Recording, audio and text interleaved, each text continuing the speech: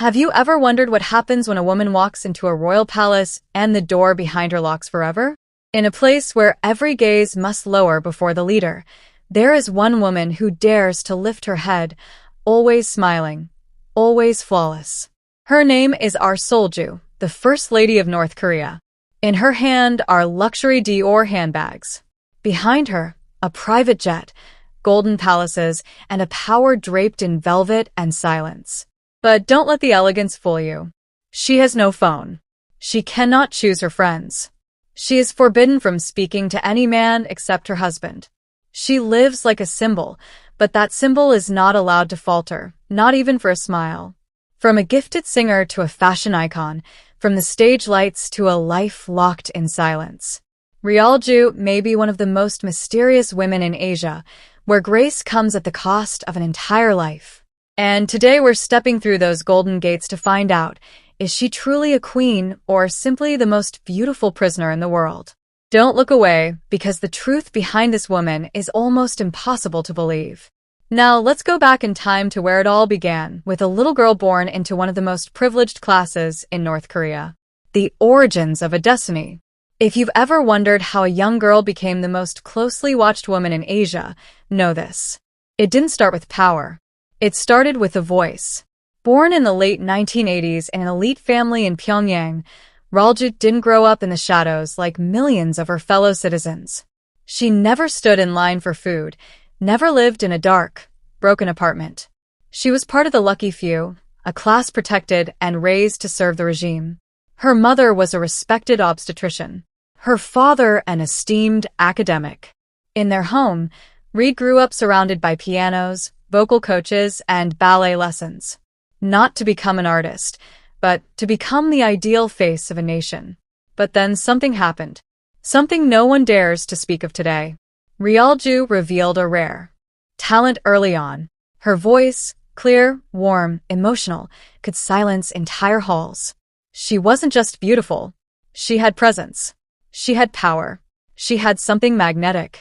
She was chosen to join the Unhesu Orchestra, an ensemble where only state-approved talents were allowed. On stage, she sang patriotic love songs, her eyes, gentle yet resolute. She had no idea that someone in the front row was watching her very closely. In 2005, something unusual happened. A beautiful young woman appeared in South Korea, waving flags and shouting, "We are one." She was part of the North Korean cheerleading squad. That woman was her. It was Ri. For the first time, the world saw her, and for the last after that event, she vanished. No images, no explanations. It was as if she evaporated from history. Did she return and get chosen? Or did she already know that stepping into the spotlight was also saying goodbye to herself? From a rising vocal star to someone erased from public view, Solju entered the most dangerous phase of her life. And that was only the beginning. If you think this was just a simple sacrifice, wait until you see her return. No longer a singer, but the first lady of a nuclear regime. Don't miss what's next. Because the next chapter will forever change the way you see power and silence. The unbelievable return. Can you believe that someone could disappear from the media, be erased from history, and then return as if they had never been anyone else? 7 years after her last public appearance on a July day in 2012, North Korea suddenly released images of a woman walking beside Kim Jong-un, the newly anointed leader who had just taken over from his father. That woman was Solju. Gone were the stage lights. Gone was the microphone. Gone was the singing voice. In its place, silence. Her glamorous dresses had been replaced by a classic Chanel suit. Her hair neatly curled. Her eyes subtly painted but cold and controlled. Everything precise to the millimeter. She was no longer a singer. She had become a symbol. The question is why? Why did a celebrated voice vanish? And how did she become the woman chosen by Kim Jong-un? According to South Korean intelligence, the marriage was arranged hastily after the death of Kim Jong-dash, the great leader, the god of loyalty. At that time, Kim Jong-un was too young, too alone, and surrounded by suspicion from military elites. North Korea needed an image, something stable, refined, elegant. They needed a modern goddess to soften the image of missiles, cover the threats, and veil the terrifying secrets behind political walls. They chose Solju. She was given the title Respected First Lady, a phrase not used since the time of Kim Il-sung. But behind the title, what was it? Love or a political contract? Perhaps even Ri herself didn't know that the moment she held Kim Jong-un's hand, she wasn't just entering the palace, she was stepping into a life with no escape. From that moment, she was no longer a person. She was an image, a mask, a soft light placed next to a hard regime. She could no longer be herself. She had to become an idea of beauty, obedience, and absolute perfection. But if you think she lived like a queen from that moment on, you'll want to think again, because the next part will take you through the most secret gate in Pyongyang where Ralja lives each day inside a palace of gold, but under control so extreme it might chill your spine. The gilded cage, with no exit. But if you believe that becoming First Lady meant she lived like true royalty, get ready to be shocked because what waited behind that golden door was not power. It was a gilded cage with no key. Imagine this.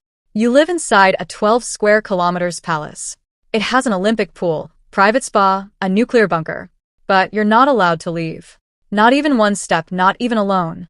That was Ri Solju's life. A queen with no throne, a wife with no freedom, a symbol polished to perfection and controlled to her every breath. Rangong residence, where she lives, isn't a home. It's a velvet-wrapped fortress. Everything is luxurious, from gold-plated dining tables to private carriages for her daughter.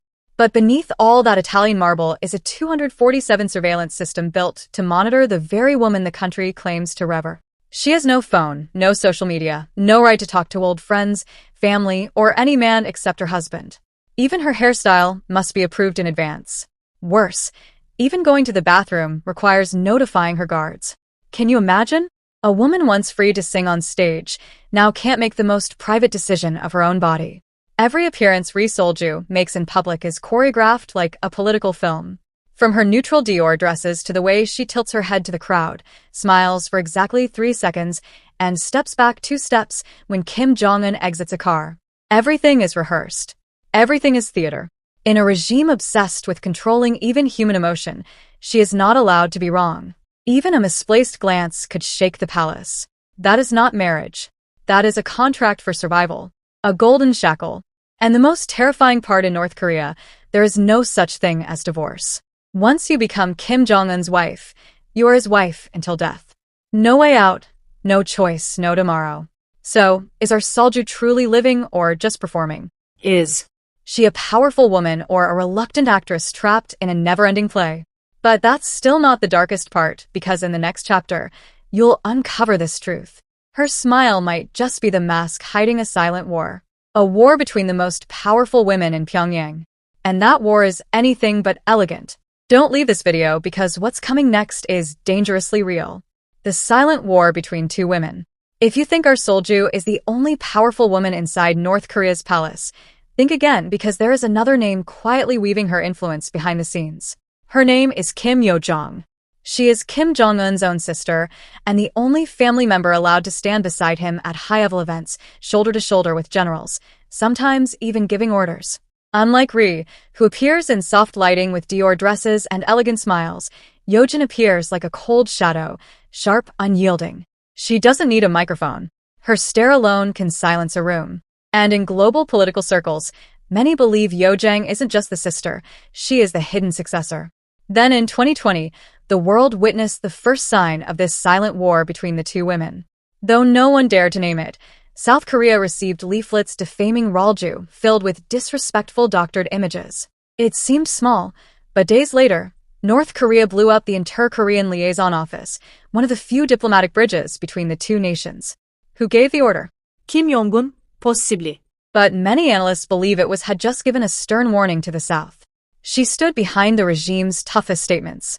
She was taking over the voice of strategy in the propaganda machine. And most importantly, she was making it clear if you insult North Korea's image, we will burn you to the ground. No warning. But the scariest part wasn't the explosion. It was Ri Solju's silence, no reaction, no appearance, no statement. Was it submission or a calculated move? Is she being pushed aside or simply waiting? No one knows. But it's clear these 2 women, one soft and symbolic, the other sharp as silk-wrapped steel, are circling each other in a soundless game of power. And the loser may disappear forever with no one allowed to ask why. In a palace where words can kill, silence is the deadliest weapon. And this war, it's not just about power. It's about something even more sacred. The next generation of the Kim dynasty. Stay seated because the next part reveals Rizalju's most mysterious role. The mother raising the future heir, and that might be the biggest gamble of her life. Don't blink, because what's coming next will make you question the entire power game. The mother in the shadows. What happens when the most controlled woman in a country is quietly raising the one who may control the country next? While global media focuses on missile launches, summits, and Kim Jong's every move, something far more important is happening behind the tightly sealed doors of Ryong residence. Ri Sol-ju as a mother. According to South Korean intelligence, Ri and Kim Jong-un have 3 children. But for over a decade, not a single one had ever been seen. Until 2022, the world was stunned.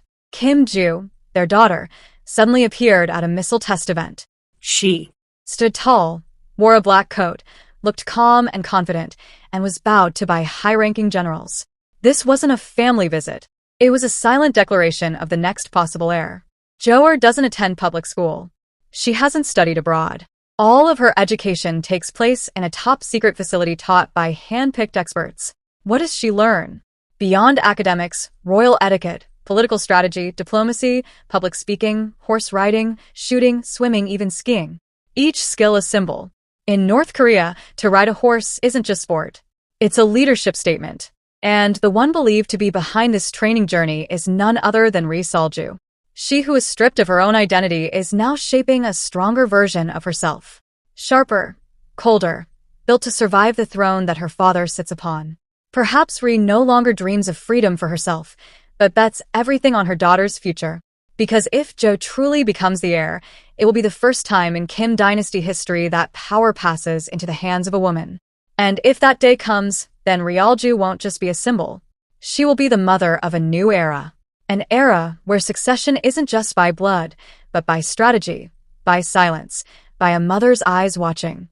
Every step her daughter takes toward destiny. But every gamble carries risk. And if Ja is Ri-trump card, then the next part will expose the darkest side of the game. The side that could crush both her dreams and her heart. Stay exactly where you are because part 7 will be the most painful chapter yet. When we uncover the truth. In the palace, love may be the most expensive thing of all. And don't forget to subscribe and click the bell icon so you never miss another story of power, secrets, and the perfect smiles hiding the darkest truths. Love in a palace colder than ice.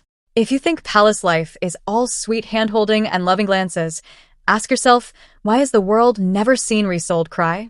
Because in North Korea, emotions are not a privilege. They are a threat. From the day she married Kim Jong-un, every personal feeling of hers had to be censored. No one is allowed to see her sad. No one can hear her complain. And absolutely no one may know if she's ever been hurt. In a world where even a glance can carry political weight, one misplaced tear can be seen as treason. According to defector sources, Kim Jong-un, despite appearing with Ri at official events, still maintains a dark tradition passed down from his father and grandfather. A pleasure squad. A group of young women carefully selected, trained to privately entertain the leader at secret parties with no cameras, no media, and no Ri Sol. And she knows, but she's not allowed to feel jealousy, not allowed to show anger, not allowed to express anything other than perfection. She can't question, can't resist, because even a wrong look can lead to catastrophic consequences. Not just for her, but for her entire family. Ri's loneliness doesn't come from a lack of luxury. It comes from no longer being allowed to be human. She smiles at grand banquets, waves during military parades. But when she returns to her gold-plated bedroom, no one knows who she talks to.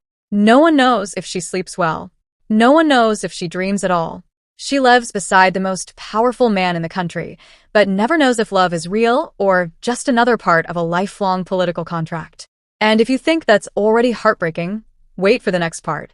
Because behind all that silence, Ri Sol-ju, the woman whose voice once moved entire concert halls, has lost something far greater than freedom, greater than love. She has lost herself. Stay where you are because part 8 is the deepest descent, yet where no spotlight can hide the truth. Rizzo was never allowed to exist as a real person. The woman who no longer owns her name. What happens when even your name no longer belongs to you?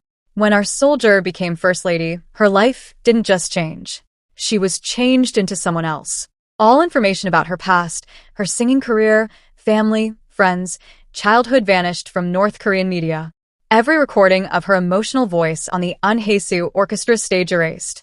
People who once knew her cut off or disappeared. The regime didn't just ask her to live differently. They demanded she had never existed. She was no longer Relju.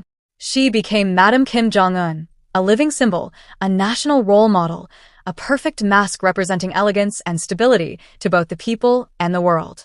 But imagine this. Every time you smile because you're told to, every step you take, every outfit you wear, every person you're allowed to speak to, chosen for you, would you still be yourself? Riju lost her freedom to choose. But the cruelest thing is she lost even the right to remember who she was. Long-term isolation, erased memories, and constant pressure to be the perfect icon have pushed her into a state of unreal existence. A beautiful name, a beautiful face, but behind it, emptiness. A silence that stretches on. A darkness no one dares to enter. And the bitterest truth, if she were to truly disappear, the world might not even notice. Because Ryalju was never allowed to be a person. She is a concept, a strategy, a cog in the propaganda machine. And that machine doesn't need people. It only needs images. So, from the moment she stepped into the palace under flashing lights and forced smiles, did she die? Not a physical death, but the death of the self, of identity, of a woman who once had dreams, a voice, and a heart that could feel for real. Now she walks, a silent figure through parades, stages, and grand banquets. No one knows what she thinks, what she wants, or if she even feels anything anymore. But within that fog, there's one thing she still clings to. Not power, not fame, but motherhood.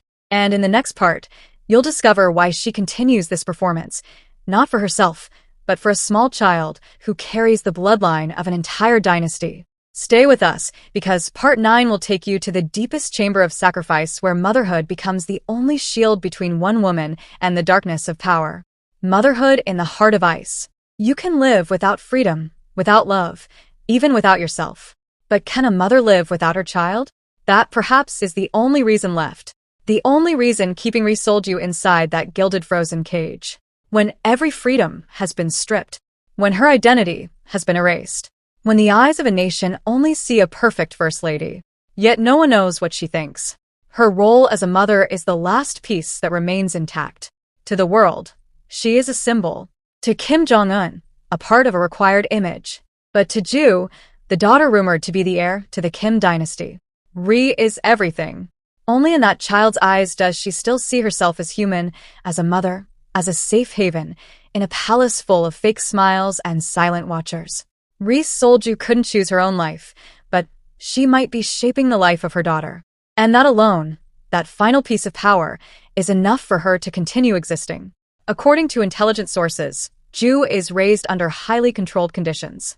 No public school, no exposure to the outside world except for carefully staged events. The rest of her life is spent in a secluded compound. And the one by her side the most is none other than her mother. Ri teaches her ballet, horse riding, swimming, speech. She teaches her how to smile at the right time, how to nod under scrutiny, how to stay calm when surrounded by lies. She's not raising a princess. She's quietly training a queen. But deeper than that lies a pain she cannot speak out loud.